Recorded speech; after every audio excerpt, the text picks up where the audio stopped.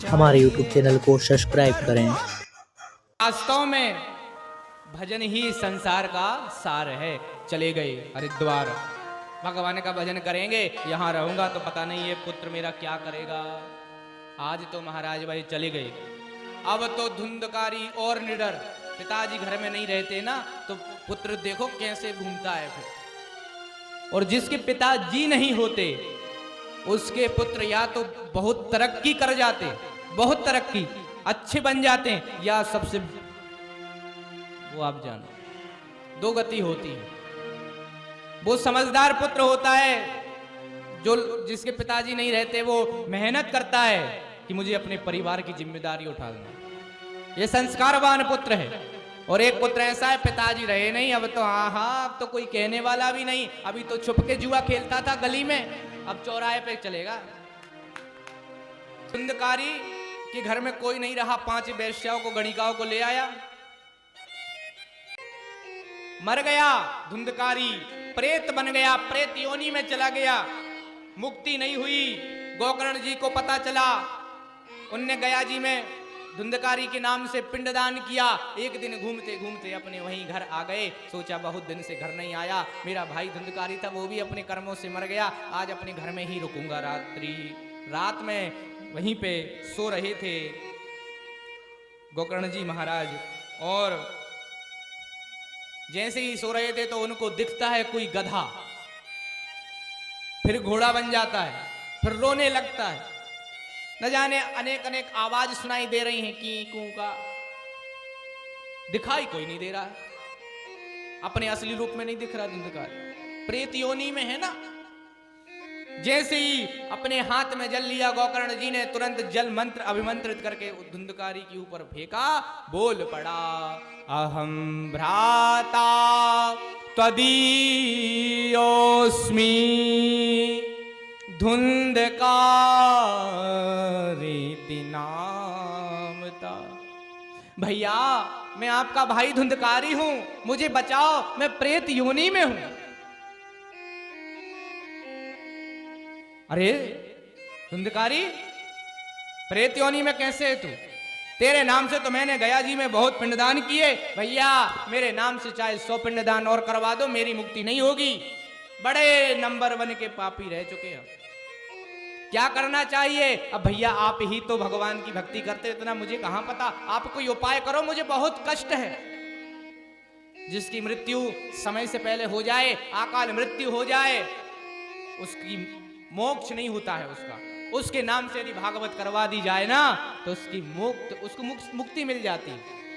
नहीं तो वो अपनी जितनी उसकी उम्र होती है उस उम्र होने पर्यंत उस समय तक भाई पितृ योनि में रहता है, वो प्रेत योनि में रहता है, उसके बाद वो पितृ योनि में पहुंचता है।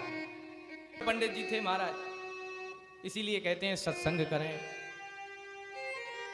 मर गया धुंधकारी, प्रेत बन गया, प्रेत योनि में चला गया, मुक्ति नहीं हुई।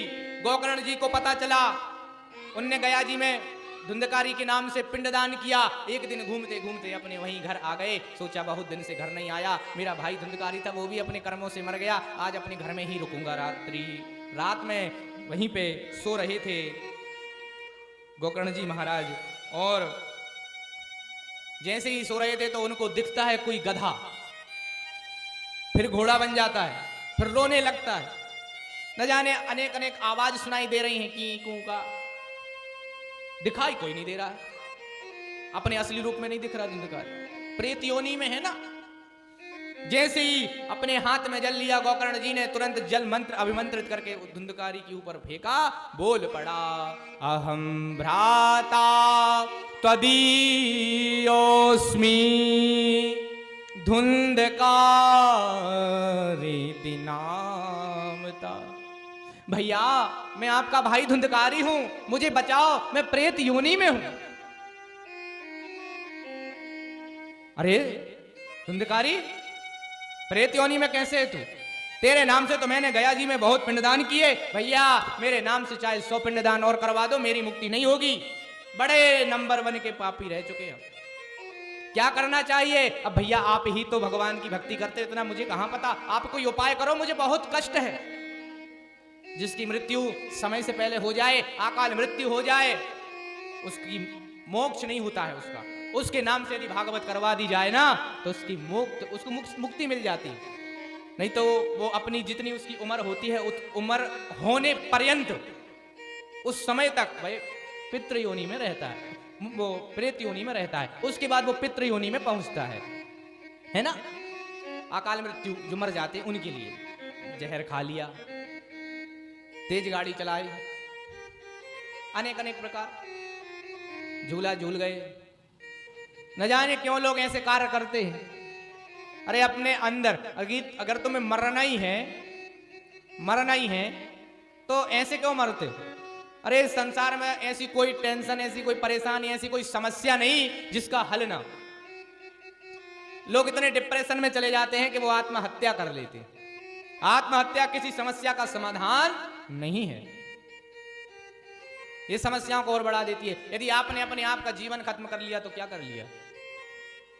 एक आपताप है, आज भी उसने श्रद्धा के 35 टुकड़े किए, न्यूज पे खूब चला महाराज, और फिर भी इतना खुश रह रहा है, जेल में है, कोई पछतावा नहीं। ऐसे लोग भी बहुत हैं। तो आप तो परेशान ही है ना, मृत्यु क्यों करते? संघर्ष करिए इस जीवन में। संघर्ष भगवान की जीवन में कितना संघर्ष है आपने देखा। सीता मैया, पिताजी जनक, जिसके पिता जनक हो, जिसके ससुर दशरथ हो, जिसका पति श्री राम जैसा हो, जिसके देवर लक्ष्मण हो, जिसके सेवक हनुमान जी हो, जिसकी सास कौशल्या जैसी हो, ऐसी पुत्री, ऐसी बहू को भी कैसी समस्याओं से गुजरना पड़ा, देखो ना थोड़ा। हाँ, मीरा क्या नहीं था, लेकिन एक कन्हैया की मूर्ति उठाए के मेरो तो गिरधर गोपाल दूसरो न कोई।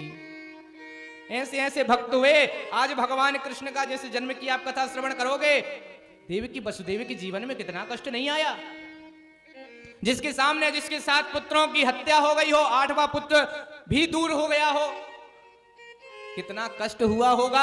अरे इतना कष्ट तो हमने आज उसका 1% भी नहीं देखा होगा जितना भगवान ने भोगा। और किस लिए? उन्होंने भक्तों को दिखाया कि देख, लोग नहीं तो ये कहेंगे कि तुम तो भगवान हो, तुम्हारे ऊपर तो तुम क्या जानोगे हमारे दुख को, आप क्या जानोगे प्रभु मेरे कष्ट को, आप नहीं समझोगे, आप तो भगवान हो ना। भगवान ने इसी आपके बात को झूठ करने के लिए वो खुद आए, उन्होंने खुद लीला करके उन्होंने खुद दिखाया कि कैसे माता पिता का सम्मान, कैसे दुख में, कैसे दुश्मन भी रावण जैसा बनाया।